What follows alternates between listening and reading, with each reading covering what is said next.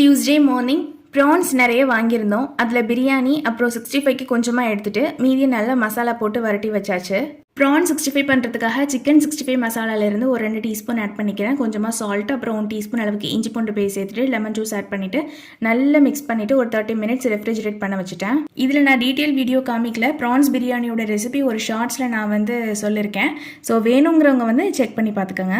Rice நமக்கு long கிரெயினாக வேணும் அப்படின்னா பிரியாணி பண்ணுறதுக்கு முன்னாடி அரிசி ஊற வைக்கக்கூடாது. இந்த வெங்காயம் தக்காளி வதங்குற கேப்பில் ஊற வைக்கிறோம் அப்படின்னா அதுவே அரிசி ஊறுறதுக்கு போதுமான டைமாக இருக்கும். அண்ட் சோறு குலையாமல் நல்லா லாங் கிரெயின்ஸாக கிடைக்கும். பிரியாணியை தம் போட்டுட்டேன். ஃப்ரிட்ஜிலேருந்து ப்ரான்ஸை வெளியில் எடுத்து வச்சுட்டேன். லாஸ்ட்டாக ப்ரான்ஸுக்கு 2 டீஸ்பூன் அளவுக்கு கார்ன்ஃப்ளவர் 1 டீஸ்பூன் அளவுக்கு அரிசி மாவு சேர்த்து நல்லா மிக்ஸ் பண்ணிக்கணும்.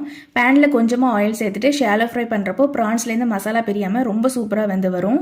ப்ரான்ஸ் வேகிறதுக்கு ரொம்ப நேரம்லாம் ஆகாது, ஒரு 10 மினிட்ஸ் போதும்.